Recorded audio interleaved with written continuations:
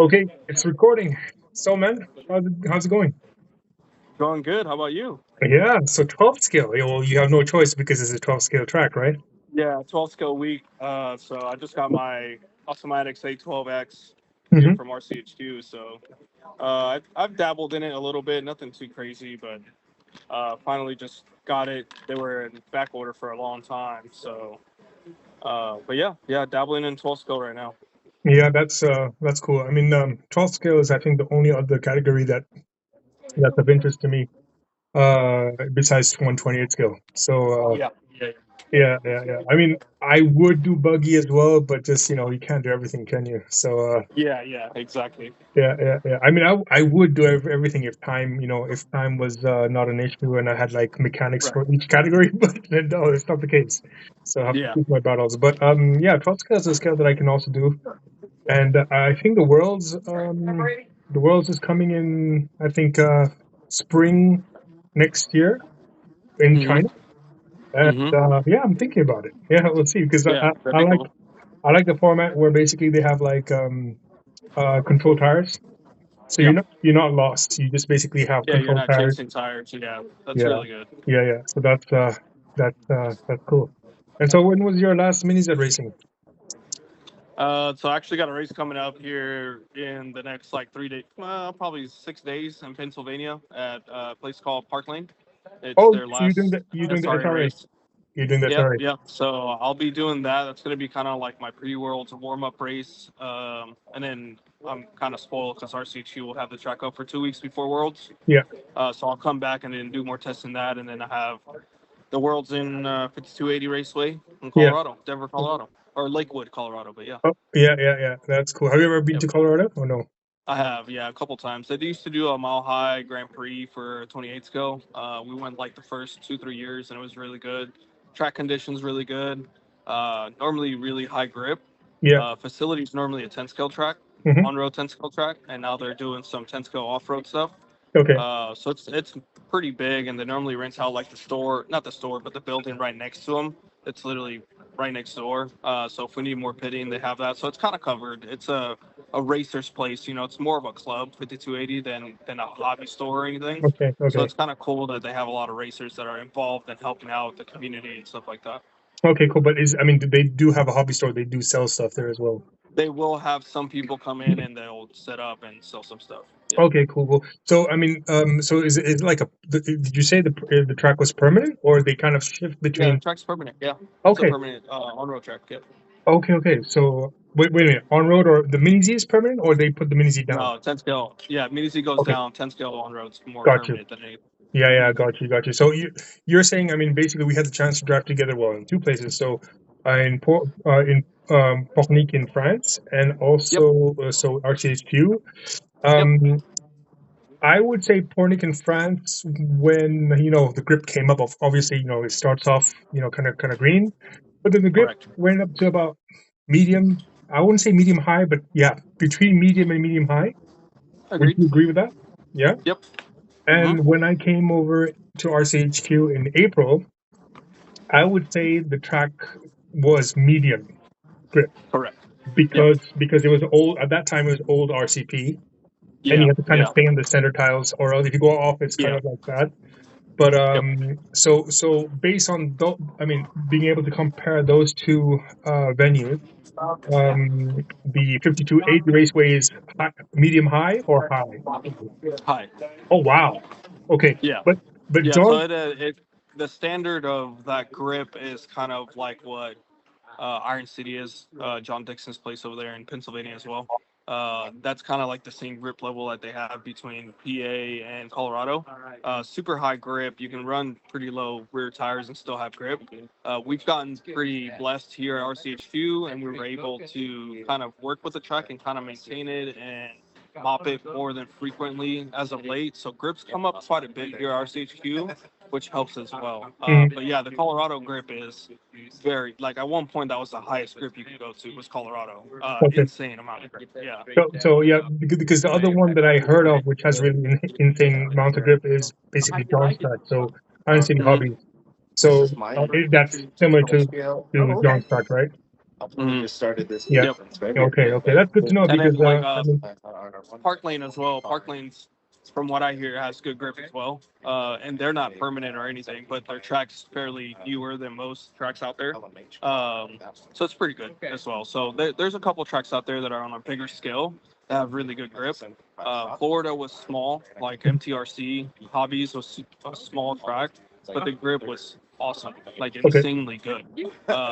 So we've been lucky here in the state lately that we've had pretty good grip. So as of lately. Okay. That's good to know. Yeah, because that's so we're not really. I mean, from Europe, guys from Europe are more kind of used to kind of medium grip. So PN in Paris was something which was, let's say, usual for us. Yeah. So it's going to be kind of a, at least for me, maybe not for like Thomas and the guys who've already been to like John's place. It'll be a first for me with really high grip. So I'll bring the slip discs, right? Yeah. Bring some side discs for sure. You'll need some, and possibly maybe softer rear tires than what you're normally used to, just to Okay. get rid of that side bite in the rear. It's tricky. Like the grip's a little different there compared to everywhere else. It's high grip, but like it can change Okay. pretty drastically throughout the day. Okay. Okay. Cool. Well, I'm really looking forward to it. I don't know about I'm you. excited, man. I'm super pumped up. Yeah, it's gonna be good. Yeah. So basically, this week, this coming weekend, well, next weekend because it's Monday for you. It's not Monday yet for you. Well, it's not even Monday for me, but almost Monday. So you're going to head down to Park Lane on Thursday? Are you going for the practice? Yeah, Oh yeah. man, you're so So lucky. we'll be setting up. Grant and I and a couple of locals will be setting up the 28 scale track here in RCHQ tomorrow, Monday. It's currently like 4 p.m. here. So tomorrow at around 10 a.m., 11 a.m. we'll start building the track and kind of get it on. I'll shake down the cars for Monday, Tuesday, Wednesday, and then Thursday fly out to Pennsylvania. They have open practice from like 12 to 8, and then Friday the event starts. Then right after the event, I'll come back Monday morning, have a week off, and then we'll set up 28 scale again here at RCHQ to set up to test for Worlds. Awesome. So what categories are you going to be running this next weekend? So I was originally going to run 2500 pan, but that seems like a really low entry class. I just wanted to do it just to kind of mess around. Hmm. The biggest class there is going to be 2500 lipo. So I'm in 2500 lipo, pan car, and open mod two-wheel drive GT. Okay, so which, The typical stuff. so is the 2500 pan car, is that the exhibition class? Yeah, that's great. Okay, how many people are entered for that? Just 10. Okay. And then for Yeah, stock lipo has like 35. stock lipo, so stock lipo as in GTLM, right? Yes and no. It's a Blinky class. Blinky 2500 kV 12 tooth penny. And the motor is free. You can go with whatever 15 millimeter can motor, right? Yeah, so no, that's all they make, right? So they only make 15 millimeter 2500 kVs, but the limit of kVs I think 2800. I Yeah. don't quote me. I could be wrong, but I think it's 2800. Okay, yeah. I've been looking at so many rules from so many places that I'm kind of confused. I was It's hesitating between complicated. Yeah. 2800 and 2850, but I don't know. Yeah. I Um, wish it was more of a handout motor. yeah, Even if it's, gee, I don't care what brand. Just make a handout, make sure it's tested, yeah, check the ohm draw on it. Whatever. Make it fair. yeah, I don't want to go and chase a motor. That's like whatever. I'm gonna go with my PN 2500 yeah, and throw it out there. And I yeah, have a spare MWX motor that I have that I'm gonna bring, and that's yeah, it. I don't care about tuning it. If that's the case, if I want to tune it, like I said, just run mod. If you want to do all yeah, that stuff, yeah, run yeah. mod, and that's it. That's for sure. I mean, I completely agree with you. That's exactly what I want to find when I'm doing like spec racing. Spec Yeah. racing, unfortunately, has become like even harder than open, because you need Yeah, to get the I right agree. material, you need to get the right motor, you need to get the right batteries, charging techniques, so on and so forth. I mean, I think it's harder to do a better result in, stock than open. 100%. And I get it. Like stock racing's probably the mecca in like 10 scale, 12 scale. Like it's like the thing if you're good at that. But again, you have to have the right companies behind you to support you and give you the good stuff, right? Yeah. Who has the great battery? Who has the great motor? Who can do what for you and Mhm. give you the right tools to be able to compete at the highest level. And I feel like 28 scale's getting to that point when 28 scale's not even big enough to get to that point. Mhm. 28 scale should be at an entry level, especially 2500, or hand out everything. Yeah, yeah, or at least a motor, right? yeah, If it comes down that it's going to be tires, then okay, cool, be tires. Like, yeah. it's 2500 to slower class meant for newer comers that want to run a lipo class. That's the Mhm. way I see it. Yeah. No, I completely agree. I think we have to keep Mini Z the way it is. Agreed. Um, I don't want it to become too much like 110, 110 scale because it's pretty. I think it'll be unfortunate if it becomes like that. So we have to be careful, Yeah. how we do it. Fortunately, the battery choice doesn't make that much of a big difference compared to like 10 scale or 12 scale. Mhm. However, the motors, as you said, the motors are the ones that are basically so inconsistent between motors with the Yeah. majority of the brands that that's the problem, right? So the motors need to be Yeah. tested and to make sure that they're in more or less the same window so that there is no Yeah. unfair, kind of issues. So yeah, I agree. There's we're actually getting ready for the season, which is starting in basically October. And we have about maybe we have in well we race mostly in France. There's a few races in Switzerland, but in France, basically, it's kind of divided into zones. So, like, we have the north zone, which has the east and the west, and then you have the kind of mid and the south. And basically, I'm in the mid zone, and we've changed our rules to try and kind of synchronize a little bit with what's happening overseas, like in the US, and also what's happening a bit more north in France. And this year, what's changing for us is where we imposed a motor, one brand motor, and those motors have been tested, and they're basically the same timing. All 50 motors which are tested are 12 degrees of timing, and they're basically 2,500 kV. Like Awesome. the maximum you would have is probably 2,600 kV, and then the minimum will be like 2,500. So it's basically within 100, Very RPM. small window Yeah, percentage. yeah, yeah. Yeah. So these ones have been tested. They've been sent out to the clubs. The clubs are going to kind of distribute them, so they don't know which ones are which. Basically, there is a Excel file which has all the specs on each motor, so we can do kind of we can check. So each motor Double is check and numbered. stuff. Yeah. Each Exactly. motor is. Give me a second. Hmm. So we put a sticker on it right Oh, here, perfect. Yep. so you Yep. can't kind of tamper with that. And they're all the motors have been kind of numbered so that we can kind of track the Yeah. performance, track the results, and I see if agree. there's any correlation Yep. between the ones which are 2600 versus 2500. But it's true that these motors don't go beyond 2600, and a lot of the motors, like the GL motors, I've seen 2500 which Oh, goes up to what are 3500. those? Exotex? Yeah, these are S waves. Yeah, exactly. Oh, Yeah, F-Webs. Yeah. Yeah. they're very very precise. Yeah, exactly. But yeah, so we're gonna see. And one of the arguments we're having actually right now is we wanted to keep the ESC open. So we have Okay. ESC. I mean, we have ESCs which are kind of sensorless, which are a bit cheaper, and there's ESCs which have the sensor, which obviously like the hobbying, for example. And so there's like half the clubs think that we should just say no sensor wires, and the other path is saying no, we should allow it.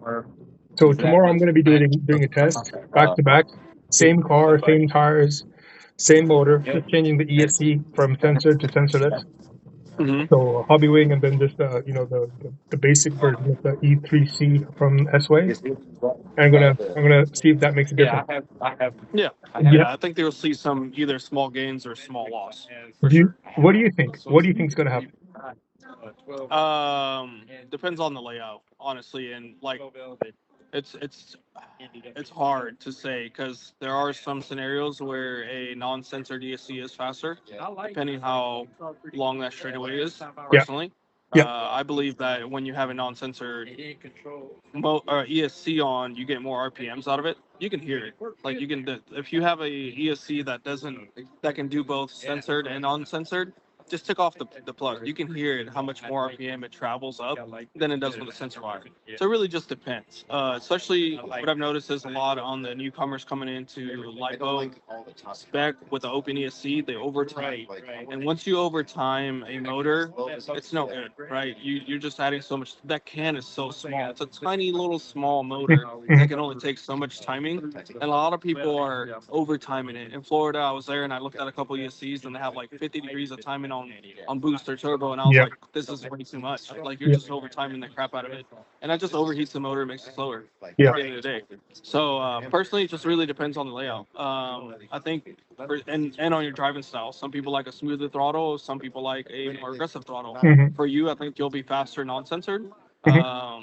Um, but you could gain some speed with the sensor wire on, depending if you're open ESC or not. If you can Hmm. add blinky or not, or if it's going to be blinky or not. So it just Yeah. it It's depends. your opinion is interesting because I believe, if I'm not mistaken, and if you remember, we had this conversation when I was in yeah, RCHQ, and Yep. where yeah, it wasn't you, it was Ethan lent me his motor, the PN motor, and we were all driving with PN motors. I had a I had a sensorless ESC, so the E3C, and you guys had the censored. So you guys had a little bit more bottom end, like more punch, but I had a little bit more top end, and we can hear it, and we saw the difference.